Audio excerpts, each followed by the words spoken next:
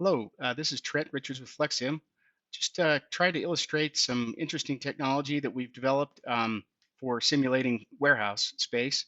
Specifically, with the advent of pallet moles, it's becoming a more popular solution for pallet moles to do cross-dock scenarios or where the freight seems to be a little bit more homogeneous. Um, so this scenario, I've got a scenario on the left, which has one forklift truck operator and a couple of racks and some pallet moles. And in this case, and the other one, I have a forklift operator and open floor storage. Now, the floor storage is going to just put boxes randomly in the floor storage. And likewise, it's going to go into a random slot in the racking, but the pallet moles are going to bring these forward. Both of them have a repository location. So this little imagine this is a truck loading dock or someplace to actually put the storage or the freight. So these little boxes represent where they're going to, and we're basically measuring the productivity of transporter 1 versus transporter 2. And so if I run this simulation, um, whoops, let me actually reset there and run that much slower. Um, if I run this simulation, you're going to see that immediately transporter 1 has is starting to fall behind transporter 2.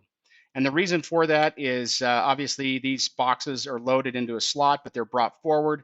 And this travel path for the fork truck is much shorter distance, whereas this fork truck has to go into open floor storage. So you can see that there's a drastic difference from transporter 1 to transporter 2, almost double the throughput. Of course, this might be a more expensive solution, so all costing would have to be taken into consideration. It gets even more drastic, though, when you start to increase the size of the dock. So if it's a cross-dock scenario and you actually have really long racks, I mean, and this doesn't represent necessarily a long rack, but you could elongate these racks to however long you want them. Or if you increase the number of tiers, and of course that would be relevant to, how many pallet moles I have. It's not every slot has a pallet mole. The fork truck actually moves the pallet mole from one location to the next.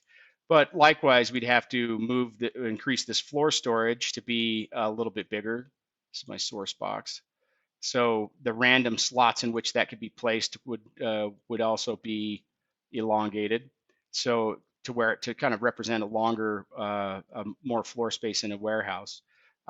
You'll see that the differences even become more drastic, right? Because you do have the contribution of more than one pallet mole bringing these boxes forward for this operator to get. It's taking a moment because you can see the pallet moles are bringing those pallets a little bit slowly, but once they get here, you can see that this forklift truck is going to be much more productive in terms of the throughput.